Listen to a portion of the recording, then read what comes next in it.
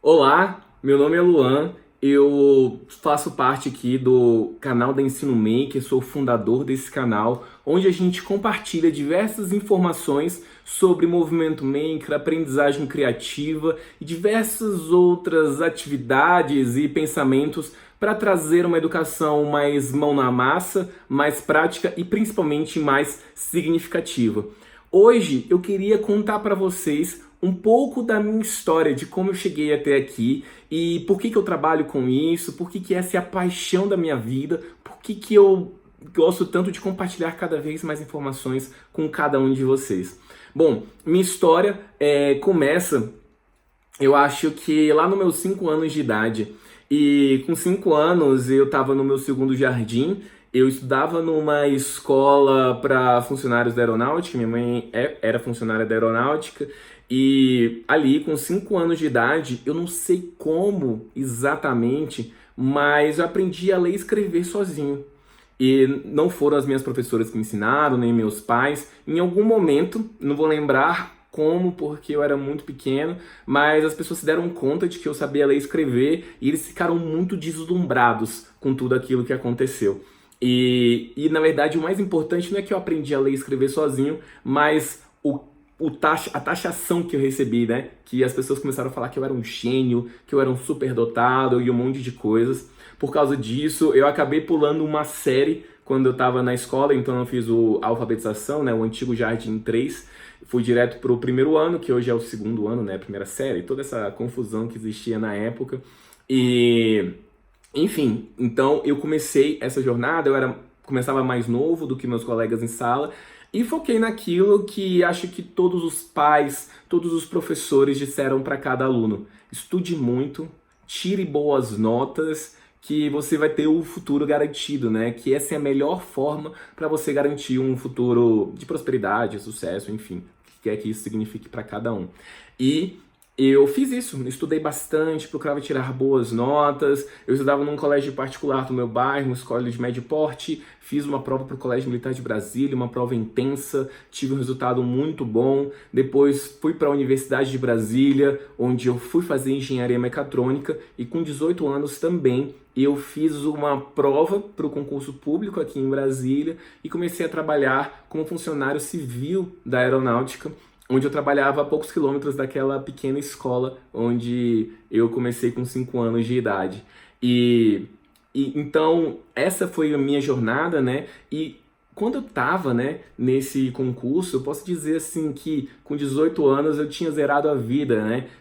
Aqui em Brasília tem uma cultura muito forte de concurso público e várias pessoas passam a vida inteira tentando passar em um. E como eu passei com 18 anos, as pessoas. Eu costumava brincar que eu tinha zerado a vida, né? Já tinha feito um bom patamar do que várias pessoas não tinham conseguido. Estava numa universidade federal e era concursado. Mas eu era muito frustrado na época. Acho que a maior frustração que eu tinha como funcionário público naquela instituição era perceber que muito do meu trabalho ali, não servia para muita coisa. Se eu deixasse ou não de fazer meu trabalho, aquilo não impactava tanto as pessoas e aquilo deixava de ter sentido. Hoje é o que muitas pessoas falam sobre a questão de ter um propósito. E, na verdade, parando para pensar, o meu primeiro emprego nem foi esse do concurso público. Foi um emprego antes, onde quando eu estava de greve da universidade, sem nada para fazer, comecei a dar aulas particulares de matemática e física. Sempre tive muita afinidade com esses conteúdos e que costumava ser o terror ali das recuperações finais, das escolas e tudo mais. E eu gostava muito de dar aula, eu tinha uma determinada paciência até, né, que muitas pessoas não têm, explicava bem para as pessoas os conteúdos, gostava muito de passar exercício, né, eu já via desde aquele momento que você só jogar um monte de informações para a pessoa, ela não absorve ou absorve muito pouco, e que o exercício, a prática é que realmente faz a diferença naquele momento. Mas ainda assim, eu via que os alunos davam uma travada e que era muito difícil motivar aquelas pessoas a estudarem, por mais que eu fosse paciente, por mais que eu explicasse didaticamente cada ponto. E a pergunta clássica que vários alunos desses me faziam e que eu vejo que é muito comum os alunos fazerem para os professores é perguntar: para que esse conteúdo vai servir na minha vida? Por que aprender logaritmo vai servir na minha vida? Por que aprender sobre a briófita, a reprodução das briófitas vai mudar na minha vida? E eu costumava responder que aquilo era importante para ele passar na prova, para passar no vestibular, e que isso era a parte importante da vida. Mas aí você vai para um vestibular, vai colocar vários daqueles conteúdos, mas depois você nem usa boa parte desse conteúdo na sua vida, sendo que existem vários conteúdos que você de fato precisa, né, e seria necessário para a grande maioria das pessoas, e isso não se ensina em sala de aula. Então eu acho que a primeira semente da educação foi plantada por esses alunos que falavam para que isso ia servir para a vida deles. E, bom, mas eu fazia isso como um bico e continuava trabalhando no meu emprego público. Com 3 anos de trabalho, eu estava muito frustrado e tentei pegar licenças, não consegui, né? Licenças para eu tentar me dedicar à engenharia, a minha carreira da engenharia, não consegui e acabei pedindo exoneração, ou seja, eu saí do concurso público. E naquela época o pessoal ficou louco, né? Poxa, quantas pessoas estudam anos para passar no concurso público e eu estava largando aquele ofício, e foi muito louco pensar que essa foi uma das melhores decisões que eu tomei, na verdade, mas as coisas se complicaram muito, ainda faltava um ano para eu me formar, um ano depois eu me formei, estava com um diploma debaixo do braço de uma universidade federal. Agora as coisas iam dar certo. E a verdade que eu descobri é que um diploma cada vez menos significa alguma coisa.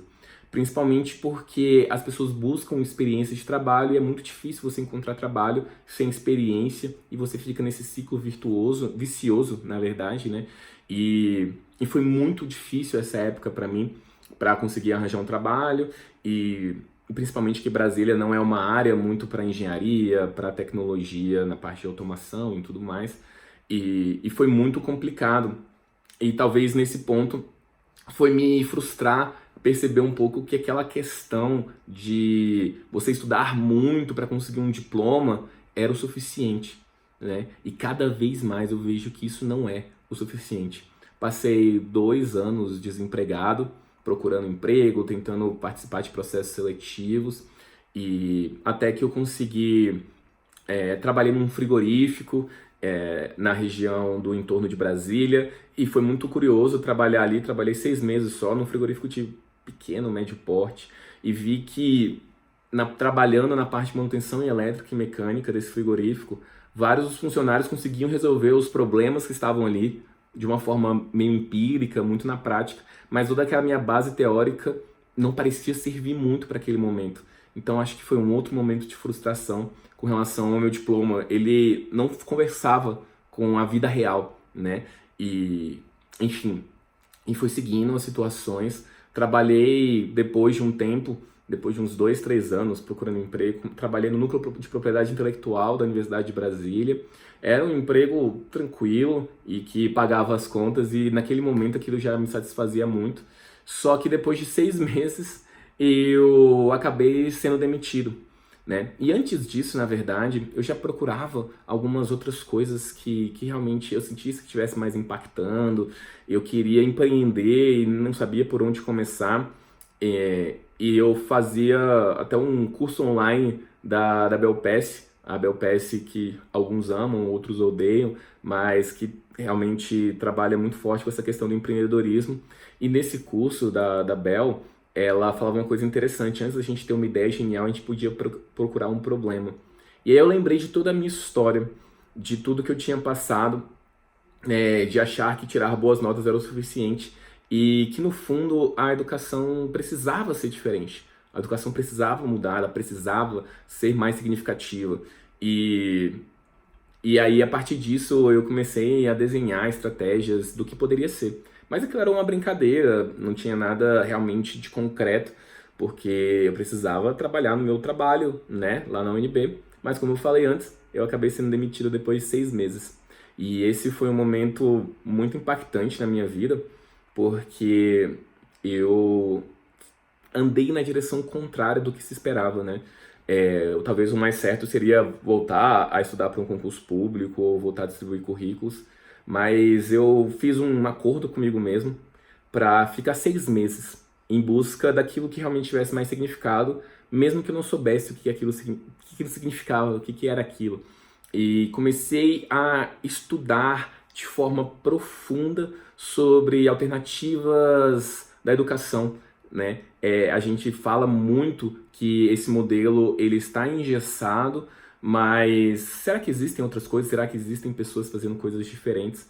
E nesse processo eu comecei a me aprofundar na Escola da Ponte. A Escola da Ponte é uma escola pública de Portugal que é um destaque mundial porque lá os alunos escolhem o que eles vão estudar, eles que determinam as regras, como funciona a escola.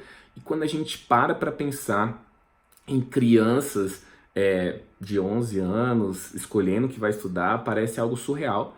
Porque se você falar para o menino o que ele quer fazer, o que ele quer estudar, ele vai só, sei lá, passar o tempo inteiro no Netflix, no YouTube e não vai realmente se empenhar naquilo que é o mais importante, que é o estudar, que é aprender os conteúdos. E eu fiquei muito intrigado no pensar no como funciona a Escola da Ponte e como funciona há 30 anos, né? Não é um teste, não é saber se vai acontecer ou não. Ela já estava acontecendo, já era realidade, já se destacava, inclusive, em várias avaliações nacionais de Portugal. E eu comecei a estudar, a entender muito, procurar entender muito como a ponte funcionava.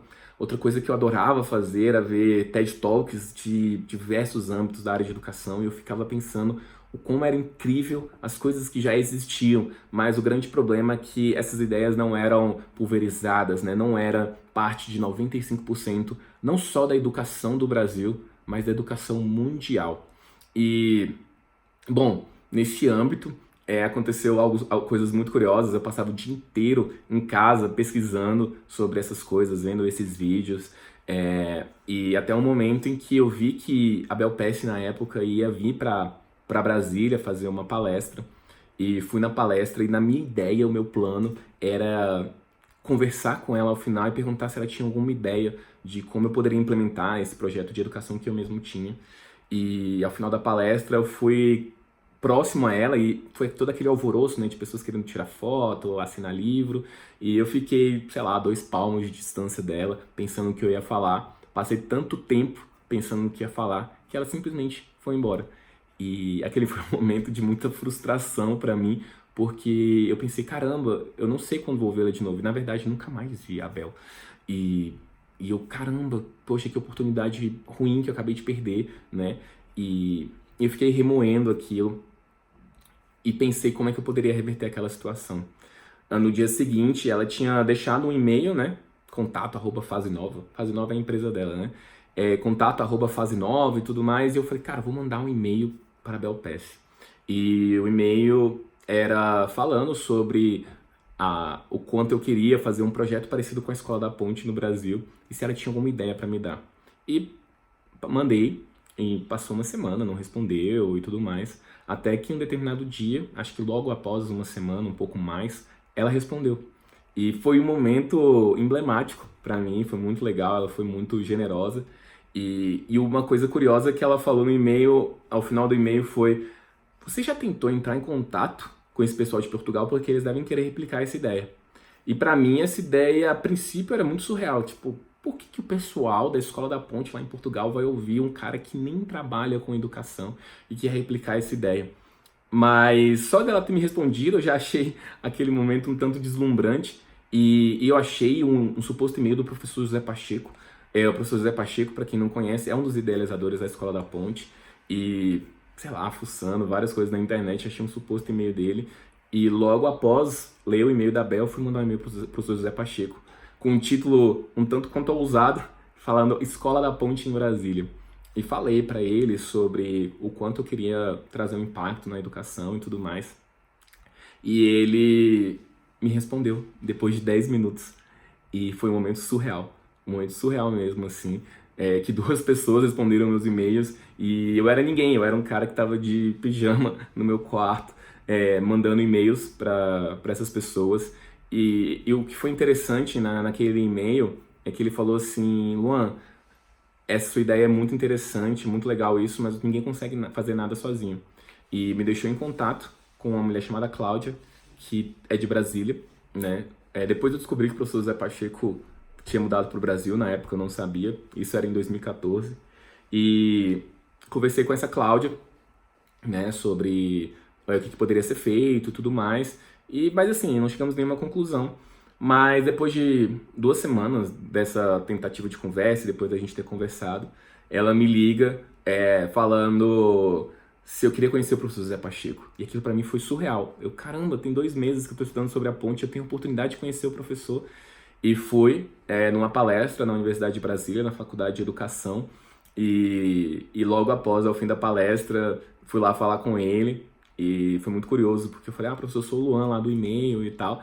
E ele falou assim, Luan, que legal. Ele lembrava de mim e perguntou, você vai no Bacalhau amanhã? Eu, poxa, que Bacalhau? E depois eu descobri que tinha um Bacalhau para alguns amigos e eu fui para esse lugar no dia seguinte na casa dessa Cláudia e da Cláudia. E foi surreal, porque encontrei o professor lá fazendo um bacalhau. Eu até brinco que em determinado momento ele perguntei se ele precisava de ajuda em alguma coisa. E ele, pode socar esses alhos e tal. E eu fiquei, quando eu conto essa história, eu sempre falo que esse foi o maior impacto que eu gerei para a educação, foi socar uns alhos pro bacalhau do professor Zé Pacheco. E foi muito surreal vivenciar isso, né? Mesmo que eu não tivesse trabalhando e impactando de verdade a educação, só de estar perto, né? De perceber que ao perguntar as pessoas me respondiam, né? E que eu poderia ajudar, aquilo me deu um gás muito grande para continuar. Eu tinha um pequeno blog na época, desses blogspot mesmo, onde eu compartilhava tudo que eu aprendia dessas TED Talks, sobre o que eu estava estudando sobre educação. E isso me pôs em contato com amigos de faculdade que estavam numa startup que queria trazer um tal de movimento maker para o Brasil, né? É 2014, então se hoje você não sabe o que é movimento maker, em 2014 quase ninguém no Brasil sabia. E eles falaram que na verdade queriam trabalhar com um aspecto mais educacional. E como eram meus colegas de engenharia, ninguém tinha realmente uma expertise educacional. Eu também não tinha, mas comparado com eles, era um pouco maior, né? E foi muito, muito curioso que aí eu integrei a equipe, né? E a gente ia participar de um processo de aceleração em São Paulo. E sempre quando a gente vai iniciar, né, nesses processos de startup, a gente tem que entender exatamente o que a gente quer fazer, que público a gente quer atingir. E percebemos que a gente precisava entender o que já estava acontecendo nas escolas. E o que já acontecia nas escolas eram aulas de robótica, né? Cada vez mais tem aulas de robótica, de tecnologia. E a gente foi para São Carlos, onde estava acontecendo naquele ano a Olimpíada Brasileira de Robótica. E foi muito curioso quando a gente chegou lá e começamos a conversar com os professores participantes.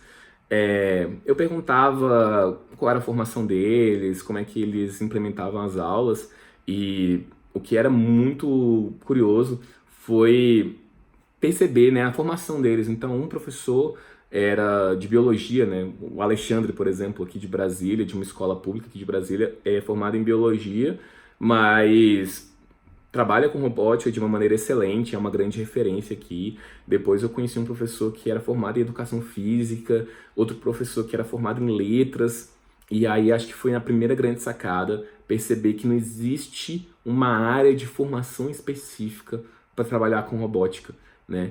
Basta saber ler, escrever e querer muito. E foi muito, muito interessante isso. E eu acho que nessa época, com o Overdrive, a gente começou a fazer pequenas videoaulas de como trabalhar programação num kit de robótica muito conhecido chamado Lego Mindstorms. E a gente começou a fazer essas videoaulas, as pessoas gostaram a princípio, né? Gostaram da ideia, né? A gente começou a gravar e depois a gente começou a entrar em contato com várias escolas e tudo mais. Foi um trabalho bem intenso. Foi interessante porque eu pude conversar com mais de 200 escolas no Brasil inteiro, escolas públicas, particulares, entender um pouco de como era esse desafio de implementar em tecnologia em sala de aula. E desde aquela época, e eu acho que hoje acontece isso muito também, que as escolas até estão tentando se posicionar com a questão da tecnologia, elas querem se mostrar inovadoras, mas elas estão fazendo isso de uma forma, no geral, meio equivocada. E o primeiro equívoco é achar que basta comprar um monte de equipamentos, né? Então, uma escola, por exemplo, que compra vários kits da Lego, né? Cada kit da Lego é super caro, é mais de 2.000, 2.500 reais. E para você usar com 3, 4 alunos, eles compram esses kits, entregam na mão de um professor e se vira, né? E isso é muito complicado porque o professor não sabe nem por onde começar, não sabe o que fazer. Alguns conseguem ter aquele aspecto mais heróico e vão fuçando junto com os alunos e vão aprendendo e conseguem ter resultados muito legais. E os alunos acabam engajando muito, principalmente porque é algo que eles estão criando, é algo que tem significado para eles. E mesmo que não seja fácil ou simples implementar esses projetos, eles se engajam mais por todo o significado que tem nessa estrutura. Então, assim, é muito interessante perceber isso, perceber essa jornada, mas não era para todo mundo que dava certo. Quantas escolas compram vários desses kits e eles ficam esquecidos no armário e ninguém mexe? Então, perde muito do significado desse processo. E, e a gente percebeu isso, percebeu que faltava uma lacuna, né, nessa formação de professores, e foi por isso que a gente começou a fazer esses vídeos para a startup. Na verdade, a ideia era que os alunos vissem os vídeos e os professores acompanhassem. É um conceito chamado de ensino híbrido, né, onde cada aluno pode aprender no seu ritmo, né, o professor não precisa ser ali o detentor da informação, mas ele entra naquela parte mais humana de ajudar cada um no seu ritmo diferente. A ideia, eu acredito até que é uma ideia boa, mas acabou não vendendo nada. E nesse processo de conhecer as escolas, a única proposta que a gente teve foi de um colégio marista aqui de Brasília, e que na verdade não era para vender as videoaulas, era fazer um treinamento para professores. E foi muito curioso, eu nunca tinha trabalhado com treinamento de professores, e a proposta do coordenador ali era treinar professores responsáveis pelas aulas extracurriculares do Colégio Marista, e boa parte são professores de educação física, porque atividades extracurriculares basquete, futebol, enfim, são vários esportes, às vezes tem aula de teatro, e a robótica em muitas escolas, até hoje, entra como extracurricular. Ou seja, a missão ali era treinar basicamente professores de educação física para dar aula de robótica. E eu e o meu sócio na época, a gente topou esse desafio e foi muito legal, né? Em 2 semanas a gente ensinou vários desses professores e eles aprenderam mesmo, né? Conseguiram dar os primeiros passos. E eu percebi ali, mais uma vez, né, reforçando aquela teoria de que qualquer pessoa pode aprender desde que ela queira muito, desde que ela seja muito bem direcionada. Hoje, a parte de tecnologia, de desenvolvimento de tecnologia, está cada vez mais intuitiva. Então, você tem linguagens de blocos, né, que você consegue visualizar melhor essa parte da programação. Você tem atividades que são muito intuitivas. E aí, isso foi realmente um estalo ao trabalhar com esses professores de educação física. Eu percebi que talvez um grande ponto de transformação seria esse: trabalhar e capacitar os professores, mostrar para esses professores que é possível e que eles consigam caminhar nessa jornada independente da área de formação deles. Mas, infelizmente, a startup não deu certo, né? Mas eu continuei trabalhando sozinho. Foi também outro grande momento desafiador na vida, em que eu pensei, tá bom, a startup não deu certo, mas eu quero continuar trabalhando com isso. E eu quero trabalhar com capacitação de professores. Eu acho que isso é muito importante. E acabei me deparando com a Rede Brasileira de Aprendizagem Criativa.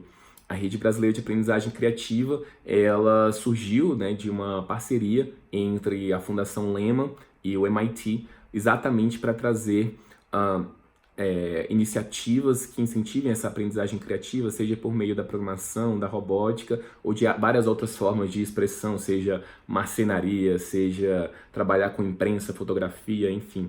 E é um projeto, uma iniciativa super interessante. Na época, para quem conhece a Rede de Aprendizagem Criativa, sabe que é um fórum em que tem vários encontros, conferências e tudo mais, mas na época era só um grupo do Google onde as pessoas trocavam e-mails e mensagens para se conhecer melhor.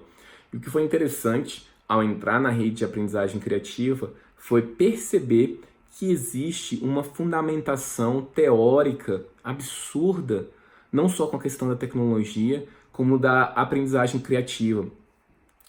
Só para você ter uma ideia, o MIT já estuda isso há muito tempo. Existe um professor, né, que é uma grande referência, que é o Seymour Papert, que criou uma teoria chamada construcionismo. Né? Ele se baseou muito lá em Jean Piaget, né, com construtivismo. A ideia do construtivismo é que o aluno tem que... É você puxar a ideia de dentro para fora do aluno, né? Pegar as coisas que o aluno já conhece e a partir dali você integrando o conhecimento. É uma coisa que é muito falada nas aulas de pedagogia, mas que é muito difícil de implementar na prática. E o construcionismo, ele vem como um complemento do que Jean Piaget dizia, e o Seymour Papert complementa dizendo que as pessoas elas se engajam, né, quando elas criam projetos que são compartilháveis, né? Projetos compartilháveis, seja uma poesia, seja você fazer um projeto de robótica, enfim, né? Coisas que são palpáveis e que as pessoas elas aprendem mais quando criam, desenvolvem esses projetos. Então, em um super resumo, seria isso o construcionismo. E depois teve um professor, Seymour Papert já morreu, né? E hoje muitos dos trabalhos é seguido pelo professor Mitchell Resnick, e que trabalha num laboratório, num grupo lá no MIT chamado Lifelong Kindergarten, que num breve resumo seria um jardim de infância para a vida toda. Né? Pensando na ideia do jardim de infância, onde as crianças aprendem brincando, aprendem colocando a mão na massa. Enfim, é uma discussão que vale para uma live inteira. Mas o mais importante é mostrar que existe uma fundamentação teórica para o ensino mão na massa. Né? Às vezes a gente fala de movimento maker como se fosse uma coisa super recente, mas existe uma fundamentação teórica muito forte para isso. E eu comecei a me aprofundar muito, né, em estudar essas coisas e tudo mais. E aquela coisa que ainda estava muito no campo da intuição, né, quando eu estava começando a estudar sobre educação, foi melhor fundamentada com tudo isso que o Seymour Papert fala, com o que o Mitchell fala e todos esses pessoal. E o mais interessante também, ao integrar a rede de aprendizagem criativa, foi conhecer outras pessoas que estavam integradas nesse processo, né, que estavam querendo fazer diferente. Eu acho que é muito importante para qualquer pessoa que quer fazer diferença em qualquer âmbito, buscar outras pessoas, né, que estejam alinhadas com essas ideias, que estejam querendo fazer diferente, para que você ganhe esse gás, para que você não ache que você é o único louco do mundo querendo fazer diferente.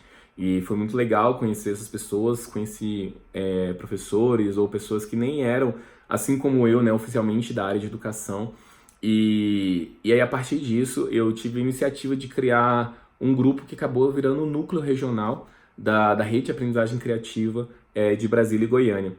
Foi muito curioso, começamos só com 3 pessoas, né, era eu, o Marco Tulli e a professora Juliana, da Universidade Federal de Goiás, e a gente sempre procurava se encontrar com muita frequência, né, uma vez por mês, para tentar criar iniciativas, e foi muito interessante e hoje o grupo, com aí um pouco mais de 2 anos, quase 3 anos, na verdade, de formação, 2 anos, já tem mais de 100 pessoas, né, integrando esse grupo, então foi um momento muito interessante.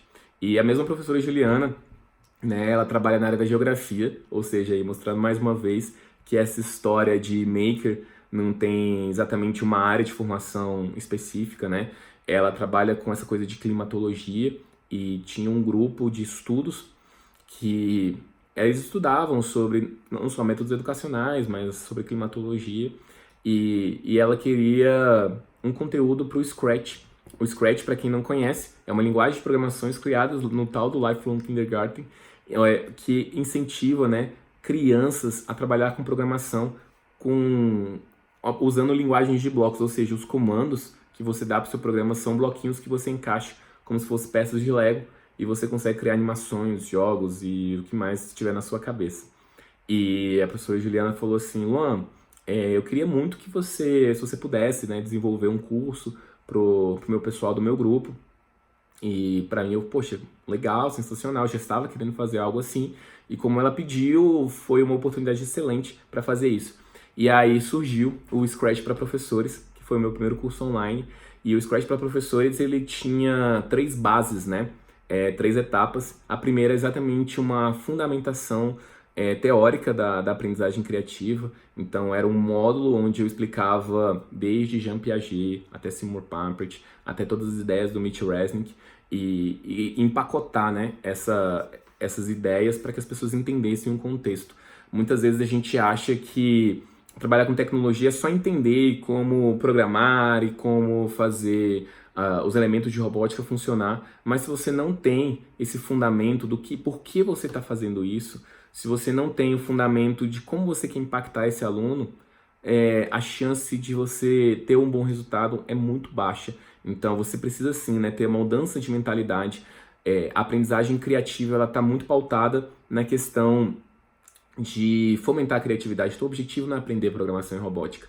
O objetivo é usar várias ferramentas, dentre elas a programação e a robótica, para instigar a criatividade nas crianças, né? Potencializar a criatividade, que ela tem sido muito ignorada, né, nos âmbitos educacionais, menos no jardim de infância.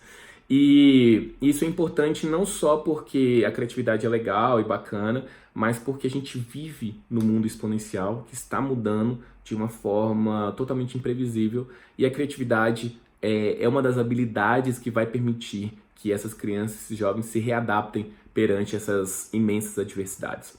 Então, essa fundamentação ela é muito importante, né? E aí depois a gente falava sobre o Scratch, então era um outro módulo onde o pessoal aprendia a fazer programinhas simples no Scratch e tudo mais. E depois no Arduino, usava o material do Hackeduca, de um pessoal de São Bernardo, onde usava a linguagem de blocos do Scratch para integrar com o Arduino. E foi uma experiência super legal. O Scratch para professores teve 3 turmas, pessoas de todas as regiões do país participaram, região norte, sul, enfim, foi muito interessante. Outra coisa que eu percebi também é essa coisa da área de formação, né? Então, teve professores de história, de geografia, matemática, física, filosofia, querendo aprender mais sobre isso. Mas muitas pessoas me pediam para aprofundar no Arduino, né? O Arduino, para quem não conhece, é uma pequena placa que permite você criar protótipos de automação e robótica, né? E ele facilitou muito o processo dessa criação, só que ainda é difícil, né? É mais fácil para quem já trabalha com isso, né, numa área técnica de engenharia, mas para quem está começando agora é mais complicado. E a ideia era mostrar, né, ferramentas e mostrar que aquilo era mais intuitivo, ou quais atividades você fazia em sala de aula, né? Que tipo de atividades você pode fazer com seus alunos, com qual idade, enfim. Atividade de aprendizagem criativa. Como é que você percebe que você está fazendo uma atividade de aprendizagem criativa?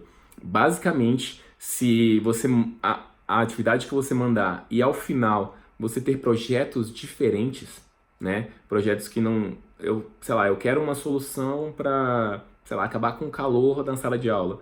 Se todo mundo fez o mesmo ventilador, você pode ter feito uma atividade de robótica, você pode ter feito uma atividade mão na massa até, mas não foi uma atividade de aprendizagem criativa, porque as pessoas são diferentes. Então, se você teve o mesmo resultado, você não potencializou essa diferença das pessoas, você instigou várias coisas, menos a criatividade. Então, a diferença de projetos é uma excelente métrica para perceber se a aprendizagem criativa está acontecendo ou não na sua sala de aula. E aí, teve Scratch para professores, o Arduino, e aí eu criei um novo curso chamado Arduino do Bloco ao Código, onde a ideia era se aprofundar no Arduino e comecei a usar muito a plataforma do Tinkercad. O Tinkercad tem um simulador de Arduino e uma linguagem de blocos própria. Então é maravilhoso, você pode dar os primeiros passos no Arduino sem sequer ter Arduino.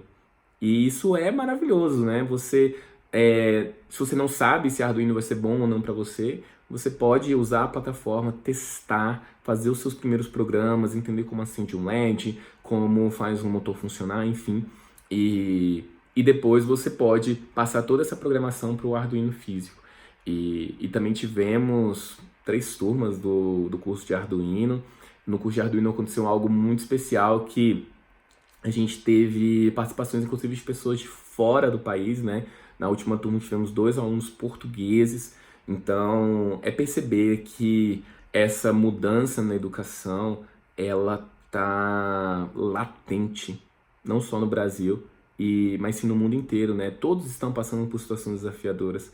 É muito comum as pessoas culparem, né, o Brasil e que o Brasil não liga para a educação. E até é verdade, não estou falando que não é verdade e que realmente tem muita coisa para melhorar.